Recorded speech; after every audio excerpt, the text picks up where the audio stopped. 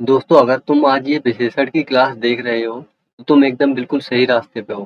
क्योंकि समस्या तो उनसे पूछो जो इन एसएससी की गड़बड़ियों को देखते-देखते परेशान हो चुके हैं, थक चुके हैं। वो क्या करें? पर दोस्तों मेरा कहना यही है, समस्याएँ सही होंगी, थोड़ा-सा समय लगेगा, आज नहीं तो कल सही होंगी। तो बस अपनी पढ़ाई बंद मत करो। आगे एसएससी जीडी 2026 आ रहा है, ठीक है? और सुनते हैं इसमें करीब 80,000 के करीब पोस्ट आएँगी और यूपीएसआई और बीएसएफ एससीएम, ठीक है? बहुत सारी भर्तियां हैं, ठीक है? और यूपी कांस्टेबल आने वाली है। तो दोस्तों पढ़ते रहो, पढ़ाई बंद मत करो, ठीक है?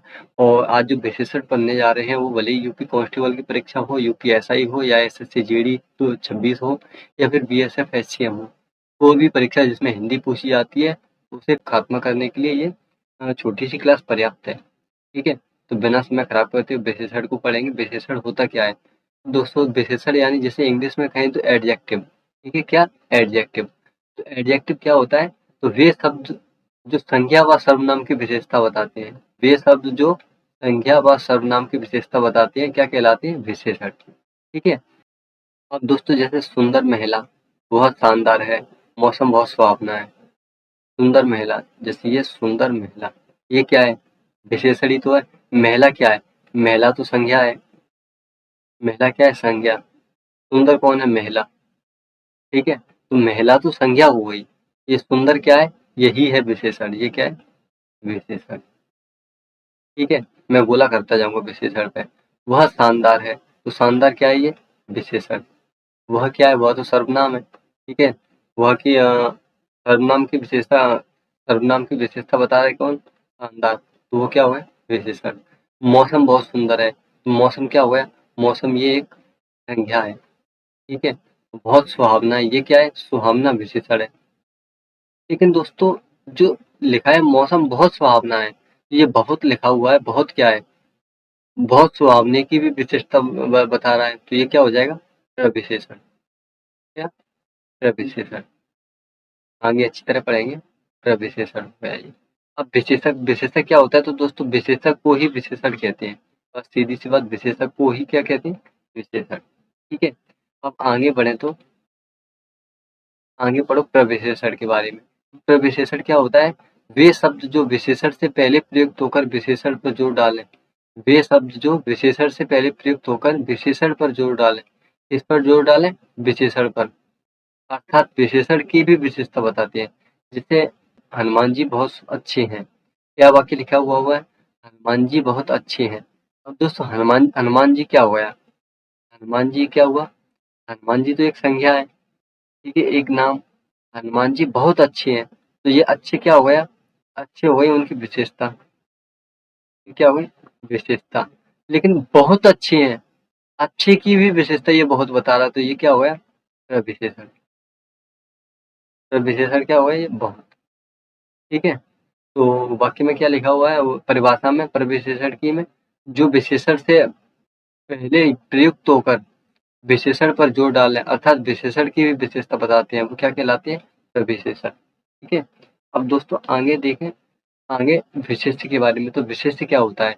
तो जिसके बारे में बात हो वे सिर्फ संज्ञा व सर्वनाम हो, इसे अलग रखो, ठीक है? जिसके बारे में बात हो वो सिर्फ क्या हो?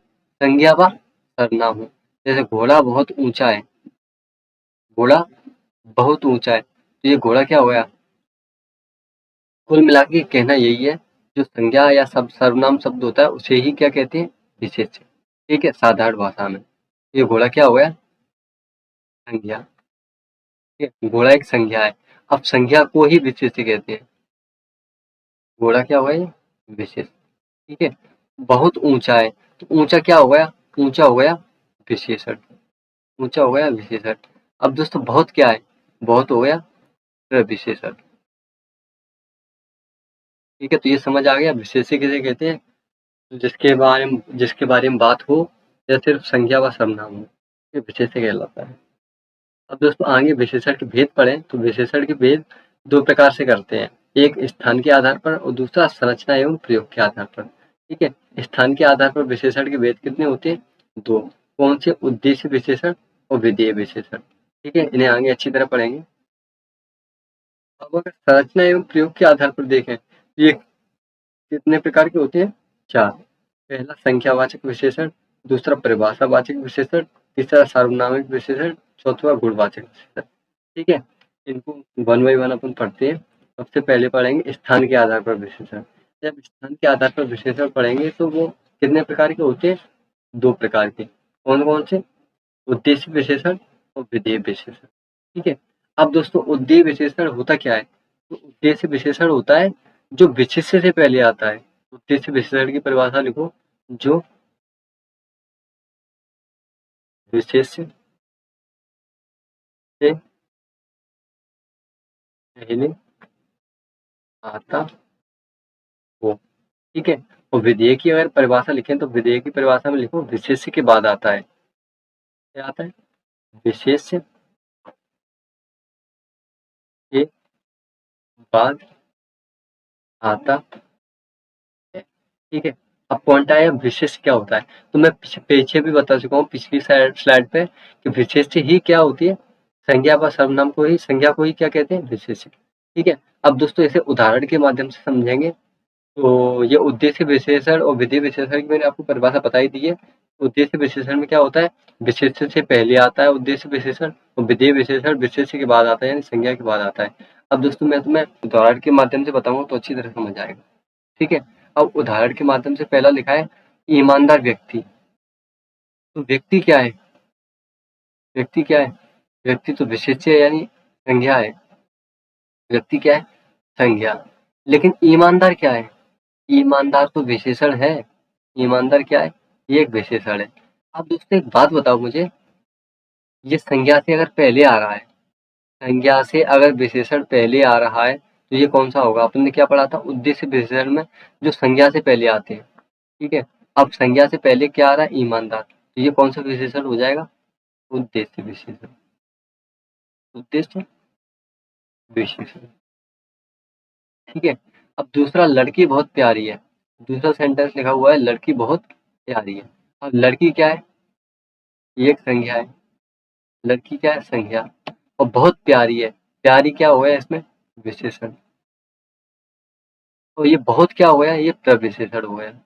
प्रविशेषण। ठीक है, अब दोस्तों एक बात बताओ, जब ये संज्ञा के बाद विशेषण दिया हुआ है तो क्या होगा? ये होगा विधेय विशेषण। जब संज्ञा के बाद विशेषण दिया हुआ है तो ये क्या कौन सा हो जाएगा? विधेय विशेषण। जैसे कि इसमें लिखा हुआ था विधेय विशेषण में क्या होता है? विशेष्य के बाद आता है, यानी संज्ञा के बाद आता है। ठीक है, अब दोस्तों तीसरा देखो, सुहावना मौसम। क्या? सुहावना मौसम। अब सुहावना मौसम, मौसम कैसा? मौसम क्या है? मौसम एक संज्ञा है, लेकिन मौसम कैसा है? सुहावना। सुहावना इसकी क्या है? विशेषता, यानी ये क्या है? विशेषण। तो जब संज्ञा से पहले आया हुआ है तो इसे क्या बोलेंगे? उद्देश्य विशेषण। मैं पूरा नहीं लिखूंगा, ऐसे ही लिखता जा रहा हूँ। उद्देश्य विशेषण। दिशा पटानी दिलजली है। दिशा पटानी, दिशा पटानी क्या है? एक संज्ञा। दिशा पटानी क्या है? एक संज्ञा। तो दिलजली है, तो दिलजली क्या होगा? जब संज्ञा के बाद में दिया हुआ है विशेषण तो ये क्या हो जाएगा? विधेय विशेषण। जब संज्ञा के बाद विशेषता बताई जा रही है। अब क्या लिखा हुआ है? दिल जला अजय देवगन है। अजय देवगन क्या होगी? संज्ञा। और संज्ञा से पहले दिल जला, यानी उसकी विशेषता बताई जा रही है। ये कौन सा विशेषण होगा? उद्देश्य। ठीक है, अब दोस्तों देखो, योग्य व्यक्ति आदर का पात्र होता है। अब इसमें संज्ञा कौन सा है? व्यक्ति। व्यक्ति कैसा है? योग्य। ये उसकी क्या होगी? विशेषता। योग्य विशेषता होगी, तो ये कौन सा होगा? जब संज्ञा से पहले आ रहा है विशेषण तो वो कौन सा विशेषण होता है? उद्देश्य विशेषण। उद्देश्य विशेषण। ठीक है, ये आपको समझ आ गया होगा। अब आगे बढ़े तो संरचना के आधार पर। अब दोस्तों संरचना के आधार पर अपन ने कितने पढ़े थे? 4। संरचना के आधार पर कौन कौन से पढ़े थे? संख्यावाचक विशेषण पढ़ेंगे अपन। संख्यावाचक विशेषण, परिभाषावाचक, और ये गलत लिखा हुआ है, ये परिमाणवाचक होगा। कौन कौन सा होगा? परिमाणवाचक। ठीक है, और तीसरा सार्वनामिक विशेषण, चौथा गुणवाचक विशेषण। तो दोस्तों इसमें पांचवा भी होता है व्यक्तिवाचक विशेषण। कौन सा होता है? व्यक्तिवाचक विशेषण, लेकिन अब इसे नहीं मानते, इसे नहीं मानते हैं। ठीक है, इसमें कौन से उदाहरण आते थे पहले? उदाहरण देखो, जोधपुरी साड़ी, जोधपुरी या जूती, जोधपुरी जूती, बनारसी साड़ी, बनारसी साड़ी। ठीक है, ये अब इसे नहीं मानते हैं। अब दोस्तों सबसे पहले इसमें पढ़ेंगे तो संरचना के आधार पर। तो संरचना के आधार पर अपन कौन सा पढ़ेंगे? संरचना के आधार पर अपन पढ़ेंगे संख्यावाचक विशेषण। संरचना के आधार पर पढ़ेंगे संख्यावाचक विशेषण। संख्यावाचक विशेषण दोस्तों दो प्रकार के होते हैं, एक तो निश्चित संख्यावाचक और अनिश्चित संख्यावाचक। ठीक है, अगर सबसे पहले अपन बात करें निश्चित की, चलो निश्चित से पहले अपन अनिश्चित को पढ़ते हैं। तो अनिश्चित संख्यावाचक में क्या आता है? तो अनिश्चित संख्यावाचक में जब वाक्य दिया होगा तो उसमें क्या आएगा? कुछ। ठीक है, कई, थोड़े, हाँ, बहुत, काफी, दसियों, बहुत, काफी, दसियों, और देखें तो बीसों, हजारों, लाखों,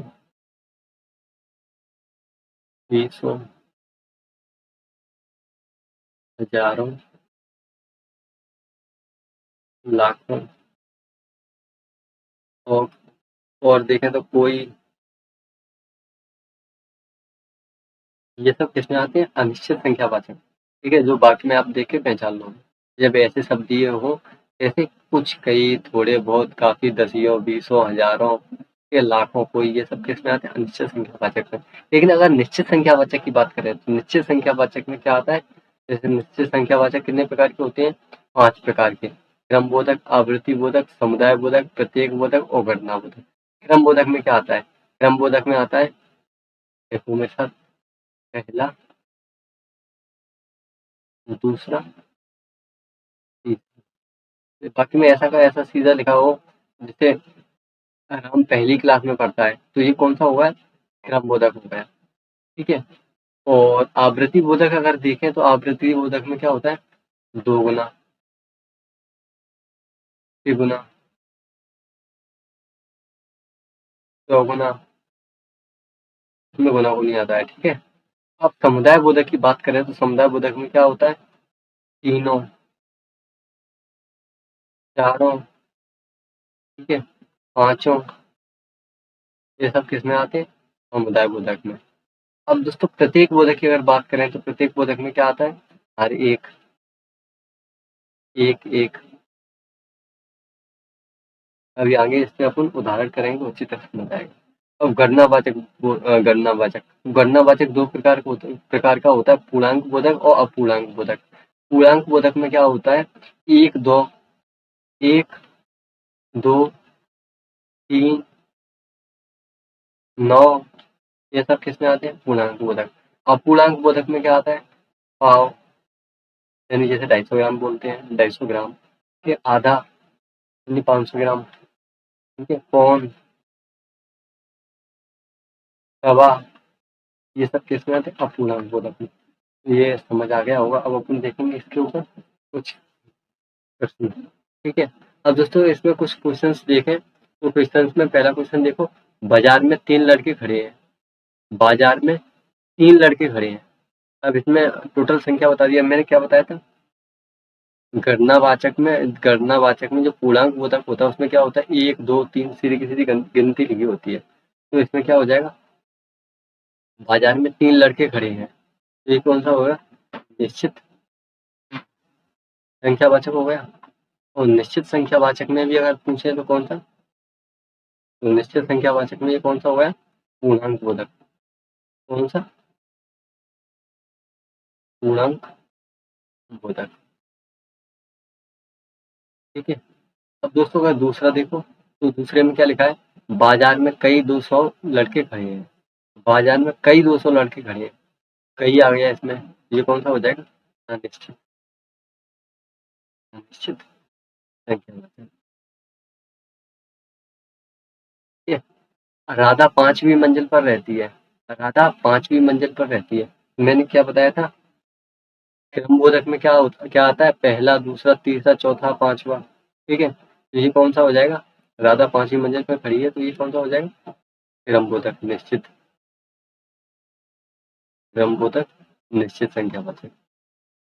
निश्चित संख्यावाचक। ठीक है? देश का हर एक वीर है। देश का हर एक, ये थोड़ा गलत लिखा हुआ है, देश का हर एक बालक वीर है। देश का हर एक बालक वीर है। अब हर एक कौन से में आता है? मैंने पहले ही बताया है, पहली स्लाइड पे हर एक यानी ये प्रत्येक बोधक में आता है, हर एक, एक-एक। ठीक है? तो देश का हर एक बालक वीर है, ये कौन-सा हो जाएगा? प्रत्येक बोधक। जो कौन सा है? निश्चित संख्यावाचक। निश्चित संख्यावाचक। अब दोस्तों 5 ट्रक जा रहे हैं, 5 ट्रक, ये कौन-सा हुआ है? पूर्णांक बोधक। कौन-सा? पूर्णांक बोधक। पूर्णांक बोधक कौन-सा होता है? निश्चित संख्यावाचक है। ठीक है? तो माँ ने 2 दर्जन केले खरीदे। माँ ने कितने केले खरीदे? 2 दर्जन। ठीक है? तो इसमें सीधा पूर्णांक की बात हो रही है, तो ये कौन-सा हो जाएगा? पूर्णांक बोधक। पूर्णांक बोधक। पूर्णांक बोधक किसके अंतर्गत आता है? निश्चित संख्यावाचक। ठीक है? ये आपको समझ आ गया होगा। अब दोस्तों दूसरे नंबर पे पढ़ेंगे परिमाणवाचक विशेषण। कौन-सा? परिमाणवाचक विशेषण। जो कि पीछे मैंने थोड़ा-सा गलत टाइप कर दिया था। गलत टाइप क्या गलत लिख दिया था। ठीक है? तो उसे सुधार देता हूँ मैं पहले। परिमाणवाचक यहाँ पे क्या आएगा? मैं यहाँ पे लिख देता हूँ। परिमाणवाचक। ठीक है? विशेषण। अब दोस्तों परिमाणवाचक को अगर पढ़ें तो परिमाणवाचक में क्या आता है? परिमाणवाचक में 2 प्रकार से होते हैं, अनिश्चित परिमाणवाचक, सॉरी निश्चित परिमाणवाचक और अनिश्चित परिमाणवाचक। ठीक है? इनको अपन डायरेक्ट उदाहरण से देखेंगे। ठीक है? तो पहला वाक्य देखें तो बाजार से 5 लीटर दूध ले आना। बाजार से 5 लीटर दूध ले आना। ये निश्चित परिमाण बताया जा रहा है, तो ये कौन-सा हो जाएगा? निश्चित परिमाणवाचक। वाचक। ठीक है? बाजार से 1 थैली दूध ले आना। ये भी क्या है? संख्यावाचक यानी निश्चित।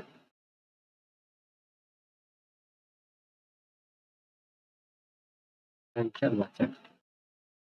ठीक है? सीता 4 मीटर कपड़ा लाई। ये भी क्या हो जाएगा? निश्चित परिमाणवाचक। कौन-सा? निश्चित। निश्चित परिमाणवाचक। ठीक है? ज़रा-सा अचार दे दो। ज़रा-सा अचार दे दो। ये कौन-सा होगा? ज़रा-सा का मतलब क्या होता है? अनिश्चित परिमाणवाचक।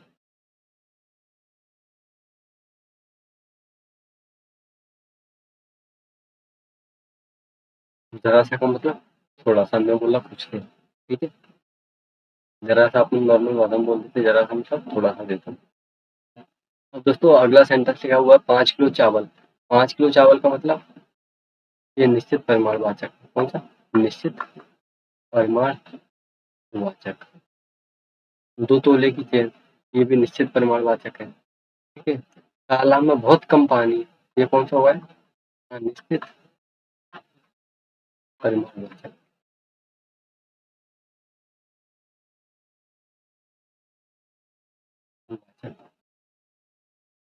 ठीक है? तो दोस्तों आगे बढ़े, तीसरा सार्वनामिक विशेषण। सार्वनामिक विशेषण क्या होता है? अब सार्वनामिक विशेषण की अगर बात की जाए, सार्वनामिक होता है वाक्य के शुरू में सर्वनाम और उसके तुरंत बाद संज्ञा शब्द आए। यानी वाक्य के शुरू में सर्वनाम और उसके तुरंत बाद संज्ञा शब्द आए। जैसे यह, ये, वो, ये सब क्या है? सर्वनाम लिखा हुआ है। ये सब क्या है? सर्वनाम। ठीक है? मैं थोड़ा काट के इसे लिख देता हूँ, समझ नहीं आ रहा होगा आपको। ये क्या लिखा हुआ है? सर्वनाम। ठीक है दोस्तों। अब बाकी में परिभाषा में क्या बोला है? वाक्य के शुरू में सर्वनाम और उसके तुरंत बाद संज्ञा शब्द हो। बाकी में सर्वनाम के तुरंत बाद क्या हो? संज्ञा शब्द। जैसे यह के बाद क्या है? कुत्ता, यह के बाद तोता, यह के बाद जूते, यह कोई के बाद व्यक्ति। ये सब क्या है? ये सब क्या है? संज्ञा शब्द। सारे संज्ञा शब्द हैं, ये सब सर्वनाम शब्द हैं, ये संज्ञा शब्द हैं। जब वाक्य में सर्वनाम के बाद तुरंत संज्ञा आ जाती है, तो वो क्या हो जाता है? सार्वनामिक विशेषण। ठीक है, यह क्या है? सर्वनाम। कुत्ता क्या है? संज्ञा। यह क्या है? सर्वनाम। तोता क्या है? संज्ञा। ये क्या है? सर्वनाम। जूते क्या है? संज्ञा। वही क्या है? सर्वनाम। और व्यक्ति क्या है? संज्ञा। ठीक है, तो जब सर्वनाम के तुरंत ठीक बाद संज्ञा आ जाए तो क्या होता है? सार्वनामिक विशेषण। ठीक है, आगे बढ़े गुणवाचक विशेषण के बारे में। तो गुणवाचक विशेषण में क्या आता है? गुण बताए जाते हैं। गुण में जैसे दयालु, ईमानदार, भला, अच्छा, ठीक है, और शांत, सत्यवादी, शांत, सत्यवादी, शिष्ट, श्रेष्ठ, ये सब किसमें आएंगे? गुणवाचक में। अब दोस्तों दोष देखें, गुणवाचक में ये कौन सा आएगा? गुण। अब अगर इसमें दोष देखें तो दोष में क्या आएगा? झूठा, बेईमान, बेईमान, लालची, कंजूस, लालची, कंजूस, बुरा, जहरीला, गंदा, बुरा, जहरीला, गंदा, ये सब किसमें आते हैं? दोषों में। अब अगर आकार की बात की जाए तो आकार में क्या आता है? चौकोर, छोटा, बड़ा, लंबा, चौकोर, छोटा, बड़ा, लंबा, ऊंचा, ठीक है, ये सब किसमें आएंगे? वर्गाकार, आयताकार, गोलाकार, ये सब आकार में। अब दोस्तों स्वाद, ठीक है, स्वाद में जैसे खट्टा, मीठा, ठीक है, तीखा, नमकीन, कड़वा, चटपटा, ये सब किसमें आएगा? स्वाद। दोस्तों ये यहाँ पर समय की जगह करो कलर। क्या? कलर। कलर में लिखो तुम लाल, पीला, नीला, लाल, पीला, नीला, हरा, ठीक है, नारंगी, ये सब कौन सा होगा? कलर। दशा की बात की जाए तो दशा में लिखो जवान, बूढ़ा, ठीक है, बूढ़ा, युवा, तरुण, किशोर, युवा, तरुण, किशोर, ये सब किस में आएंगे? ये आएंगे दशा में। स्पर्श की बात की जाए तो मुलायम, कठोर, कुबरा, मुलायम, कठोर, कुबरा, ठोस। काल की बात की जाए तो प्राचीन, नया, पुराना, प्राचीन, नया, पुराना, ये क्या है? हाँ, ठीक है। संज्ञा संबंधी अगर देखें तो संज्ञा संबंधी में लिखो बनारसी, लखनवी, जोधपुरी, बनारसी, लखनवी, ठीक है, जोधपुरी। तो जो पांचवा था ना, तो उसे इसी में गुणवाचक में ही ले लेते हैं। जो पांचवा पहले मैं बताया था, अलग बताया था, व्यक्तिवाचक बताया था, ठीक है, पांचवा मैंने अलग बताया था, लेकिन उसे इसी में मानते हैं। कौन से मानते हैं मैं तुम्हें दिखाता हूँ, लिखा हुआ था मैंने कहीं पे। हाँ, ये लिखा हुआ व्यक्तिवाचक पांचवा, ये व्यक्तिवाचक, तो इसे गुणवाचक के अंदर ही मानते हैं। ठीक है, इसके अंदर मानते हैं, गुणवाचक के अंदर। अब दोस्तों आगे पढ़े तो विशेषण की अवस्था। विशेषण की तीन अवस्था होती है, मूलावस्था, उत्तरावस्था और उत्तमावस्था। अगर मूल अवस्था की बात की जाए, जब किसी से तुलना ना हो, जैसे मैं दो वाक्य लिखता हूँ, ठीक है, तो उसे तीनों जगह प्रयोग करूंगा। तो पहला वाक्य लिखो राम ईमानदार है, राम ईमान, ठीक है? दूसरा वाक्य लिखो नीम कड़वा है, नीम कड़वा, ठीक है। अब दोस्तों मूल अवस्था में क्या होता है? जब किसी से तुलना ना हो, यानी राम ईमानदार है, नीम कड़वा है। लेकिन विशेषण की जब दूसरी अवस्था देखेंगे, उत्तरावस्था, ठीक है, तो दूसरी अवस्था में क्या होता है?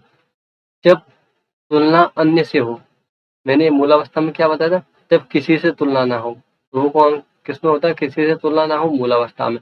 उत्तरावस्था में क्या होता है, जब तुलना अन्य से 2, 3, 4 से हो। जब तुलना किससे हो, अन्य से। जैसे राम ईमानदार है, तो इसकी जगह आप यहाँ पे लिख सकते हो राम महेश से ईमानदार है। राम महेश से ईमानदार है। ठीक है, नीम कड़वा है, तो नीम कड़वा की जगह तुम लिख सकते हो करेला नीम और गिलोय से कड़वा है। करेला या फिर नीम से कड़वा है। करेला किससे कड़वा है, नीम से कड़वा है। ठीक है? अब दोस्तों उत्तमावस्था, जब तुलना सबसे हो, तो इसमें क्या लिखेंगे, राम सबसे ईमानदार है। राम सबसे ईमानदार है। ठीक है, और दूसरे में लिखो करेला, करेला सबसे कड़वा है। सबसे कड़वा है। ठीक है, ये समझ आ गया होगा। तो इसमें 3 डिग्री इसी में होती है, तो उच्च, उच्चतर, उच्चतम। इसमें इसे अपन बनाते हैं, जैसे यहाँ पे लिखा हुआ है निम्न, क्या, तो शब्द लिखा हुआ है निम्न, तो निम्न क्या क्या हो जाएगा, निम्नतर। ठीक है, ये क्या हो जाएगा, निम्नतम।